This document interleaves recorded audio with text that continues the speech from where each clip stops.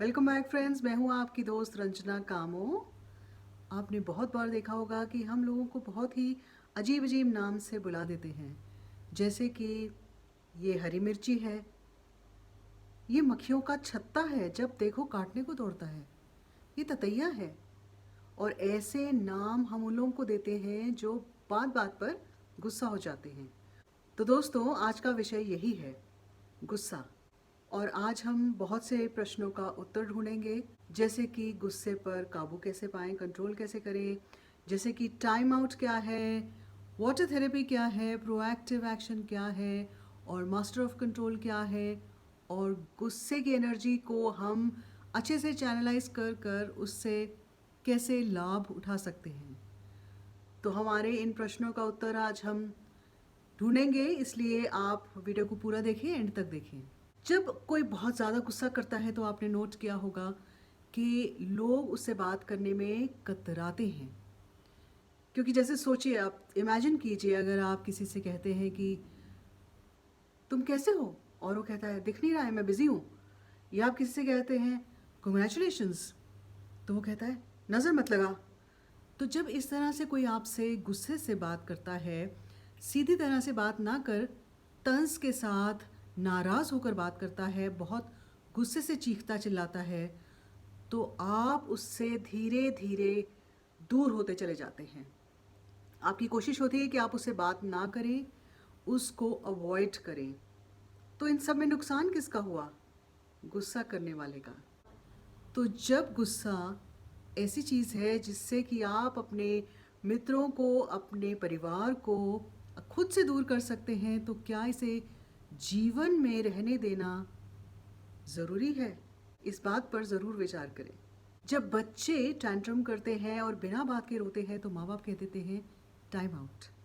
Time out का मतलब ये है कि जो बच्चा इस तरह से टैंट्रम कर रहा है, बिना किसी वजह के रोता जा रहा है, हो सकता है अटेंशन लेने के लिए, तो बच्चे को एक टाइम आउट में भेज दिया जाता है, यानी कि वो एक कोने में जाकर बैठ जाए और रोए जब तक कि वो शांत नहीं हो जाता है।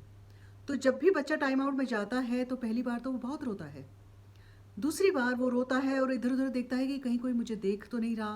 वो इधर उधर देखता है इसलिए कि शायद उसे अटेंशन मिल जाए, शायद कोई उसे आकर चुप करा दे। जब वो देखता है कि कोई मुझे देख ही नहीं रहा, तो वो जल्दी चुप हो जाता है। तीसरी बार जब वो टाइम आउट में जाता है तो और जल्दी चुप हो जाता है।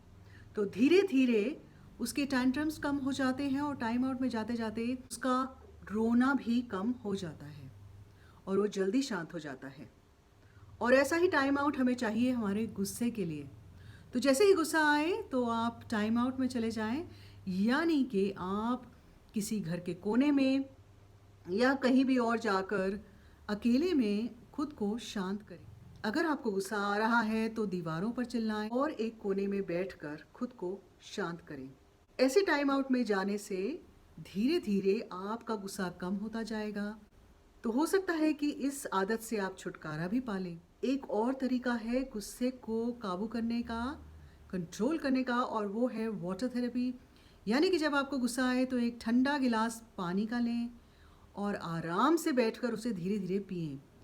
जल की शीतलता को महसूस करें और खुद को धीरे धीरे शांत करें।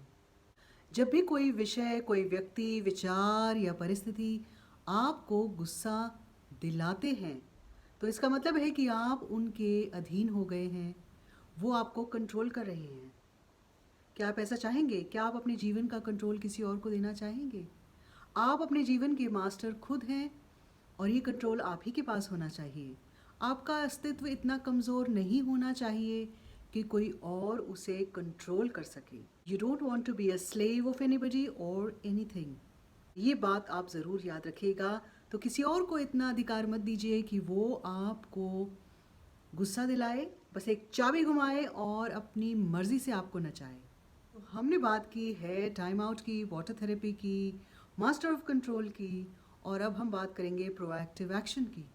प्रोएक्टिव एक्शन मतलब कि जब भी आप किसी ऐसी परिस्थिति में हैं जहां आपको लग रहा है कि आपको गुस्सा आने वाला है, तो आप कमरे से बाहर चले जाएं और उस सिचुएशन का, उस कॉन्वर्सेशन का हिस्सा ना बने, तो आप गुस्सा नहीं करेंगे। और आप एक काम और भी कर सकते हैं कि जैसे ही आपको लगे कि किसी ऐसे विषय के बारे में बात हो रही है जिसकी वजह से आपको गुस्सा आने वाला है, तो आप उस कॉन्वर्सेशन को किसी और विषय में बदल दें। यानी कि आप कोई और टॉपिक के बारे में बात करने लग जाएं और ऐसी परिस्थिति को उत्पन्न ही ना होने दें जिससे कि आपको गुस्सा आ जाए। तो ये था प्रोएक्टिव एक्शन। पांचवा तरीका है कि हम जो गुस्से की एनर्जी है उसको चैनलाइज करें और उससे लाभ उठाएं। तो ये हम कैसे कर सकते हैं कि जब भी आप टाइम आउट में जाते हैं, ऐसा ज़रूरी नहीं है कि आपको अकेले बैठकर दीवारों पर चिल्लाना है। आप एक वॉक पे जा सकते हैं, आप दौड़ लगाने जा सकते हैं, आप एक गार्डन में घूमने जा सकते हैं और आप डांस कर सकते हैं, आप एक पेंटिंग बना सकते हैं, आप अपने गार्डन में पेड़ पौधों को पानी भी दे सकते हैं। तो यानी कि आप अपने गुस्से की एनर्जी को इस तरह से यूज़ करें कि आपको शांति मिले और आप कुछ अच्छा भी करें। तो दोस्तों, अगली बार जब भी आपको गुस्सा आए तो इन तरीकों में से किसी न किसी तरीके को अपना कर अपने गुस्से को शांत करें और मैं आशा करती हूँ कि इससे आपको लाभ ज़रूर मिलेगा। अगर मेरा वीडियो आपको पसंद आया हो तो लाइक करें, इसे शेयर करें। अगर आपने मेरे चैनल को अभी तक सब्सक्राइब नहीं किया है तो प्लीज़ सब्सक्राइब करें। हम बहुत जल्दी मिलेंगे एक नए वीडियो में एक नए विषय के साथ। तब तक के लिए नमस्कार।